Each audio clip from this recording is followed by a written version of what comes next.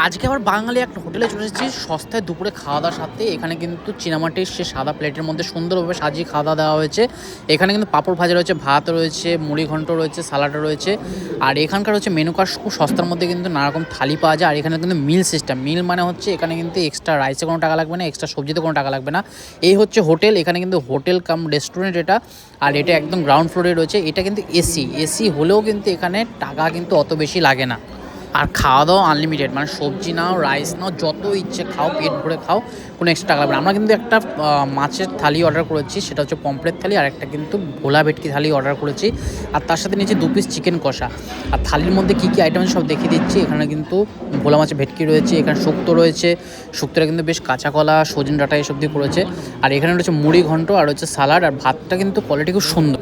এই হোটেলটা রয়েছে নিউ দীঘাতে, নিউ দীঘার একদম কাছেই, যেটা হচ্ছে আদি সোনার বাংলা, তার উল্টো দিকে কিন্তু এই রেস্টুরেন্টটা রয়েছে। এখানেও কিন্তু বেশ সুন্দর খাওয়া দাওয়ার কোয়ালিটি। মুড়ি ঘন্টটা তো ভীষণ ভালো বানিয়েছে, মানে আমার সে কৃষ্ণনগর শঙ্কর প্রতিষ্ঠানের কথা মনে পড়ে যাচ্ছে। মাছের মাথা দিয়ে দারুণভাবে কিন্তু মুড়ি ঘন্ট এখানে বানিয়েছে। তবে এখানে এত আইটেম দিয়েছে, এইটুখানি রাইসে কিন্তু একদমই হবে না। যাই হোক, মুড়ি ঘন্ট খাওয়া হলো, মুড়ি ঘন্টের পরে কিন্তু শুক্তো দিয়ে খাবো।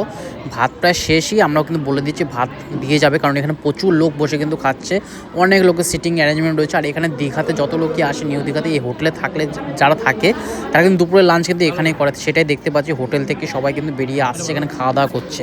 আগের বছর আমি যখন দীঘাতে এসেছিলাম তখন এখানে প্রচুর ভিড় দেখেছিলাম, তাই জন্য আমি খেতে ঢুকতে পারিনি, খেতেও পারিনি।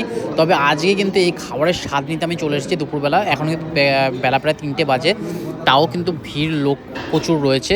ডালটা কিন্তু বেশ সুন্দর বানিয়েছে, এখানে কিন্তু ভাতের মাড় বা জল ইউজ করেনি, একদম শুকনো লঙ্কা জিরে ফোড়ন দিয়ে মুসুর ডাল করেছে সুন্দরভাবে। দীঘার ওয়েদার কিন্তু এখন চরম, মানে একদম ঠান্ডা আবহাওয়া রয়েছে, কোনো গরম নেই। আর এত সুন্দর খাওয়া দাওয়া না, বেশ ভালো লাগছে। আর রাইস চলে এসেছে ডেচকি পরে, একদম সাদা ঝুরঝুরে রাইস। ও নেবে, আমিও নিলাম, কারণ কি এখনও অনেক রকম আইটেম রয়েছে, মাছ রয়েছে, মাংস রয়েছে, ডিমের অমলেট দিয়ে ডাল দিয়ে খাবো। ডিমের অমলেটটা কিন্তু আমরা এক্সট্রা নিয়েছি, এটা কিন্তু থালির সাথে পড়ে না, এটা এক্সট্রা আমরা কিনেছি। আর ভেটকিটা যেটা রয়েছে এটা কিন্তু ভোলা ভেটকি, ভেটকিটা এমনি এমনি ভেটকিও পাওয়া যায়, এমনি ভেটকিটা আমি নিইনি, অ্যাভেলেবেলও ছিল না। আমি ভোলা ভেটকিটাই নিয়েছি, বড়ো সাইজের একদম। কারণ তোমরা যদি এর আগের ব্লগটা দেখে থাকো, আমি কিন্তু আদি সোনারবাংলা গেছিলাম, ওখানে কিন্তু পমফ্রেটটা ট্রাই করেছিলাম, সেজন্য আজকের পমফ্রেট খাচ্ছি না। আজকে ভাবলাম এই ভেটকি মাছ খেয়ে দেখা যাক। আমার খুব ইচ্ছে ছিল মানে পোনা মাছ খাওয়ার খুব ইচ্ছে ছিল, তবে পোনা মাছ পেলাম না বলে আমি কিন্তু আজ ভোলা ভেটকি নিয়েছি। তাও তরকারিগুলো কিন্তু খুব সুন্দর হয়েছে, সেই জন্য কিন্তু আমি একটা লাউ চিংড়ি এখানে এক্সট্রা রয়েছে, লাউ চিংড়িটা নিয়ে নিলাম। লাউ চিংড়িটা দিয়ে খেয়ে দেখবো। লাউ চিংড়ি কিন্তু আমাদের এমনি থালির সাথে দেয়নি, পরে এসে দিয়ে গেল। বাকি অন্য কোনো আইটেম চাইলেও কিন্তু আরামসে পাও। এই থালিতে তোমাদের কোন আইটেমটা ভালো লাগলো সেটা কিন্তু অবশ্যই জানিও। আর দীঘা কিন্তু আমাদের কলকাতার বুকে, মানে কলকাতা থেকে প্রায় 200 কিলোমিটার দূরত্বে রয়েছে দীঘার এখানে কিন্তু নিউ দীঘার এখানে প্রচুর খাবারের দোকান রয়েছে, প্রচুর বাঙালি থালি, বাঙালি খাওয়া দাওয়া পাওয়া যায়। আর আমি সেরকমই একটা রেস্টুরেন্টে চলেছি, যারা বাইরে থেকে দেখছো তাদের জন্য এটা বললাম, কারণ কি আমাদের এখানে তো সবাই জানে দীঘাটা কোথায় আছে। বাকি যারা বাংলাদেশ থেকে দেখছে বা দিল্লি থেকে দেখছে, মুম্বাই থেকে দেখছে, তাদেরকে বলছি আমাদের কলকাতা থেকে কিন্তু 150 থেকে 200 কিলোমিটারের মধ্যেই কিন্তু আরামসে আমি বাইক নিয়ে পৌঁছে গেছি এখানে। আর এখানকার এই মাছটা এত বড় সাইজের, এত সুন্দর বানিয়েছে না, কি বলবো। কিন্তু মাছটাতে না একটা নোনা নোনা ভাব রয়েছে, যেটা সমুদ্রের মাছের যেরকম একটা গন্ধ হয় আসতে, সেরকম একটা গন্ধ রয়েছে। মাছটা কিন্তু অনেক বড় সাইজের আর সুস্বাদু মাছ বলা যেতে পারে। এর টেস্ট কিন্তু অতুলনীয়, সর্ষে দিয়ে দারুণভাবে বানিয়েছে। মাছটা বেশ ভালোই রয়েছে, খালি ওরকম একটা সমুদ্রের একটা গন্ধ রয়েছে, যেটা হয় কিন্তু আগের দিন যখন আদি সোনারবাংলা গেছিলাম ওখানে কিন্তু পমফ্রেট মাছে একদমই কোনো গন্ধ ছিল না।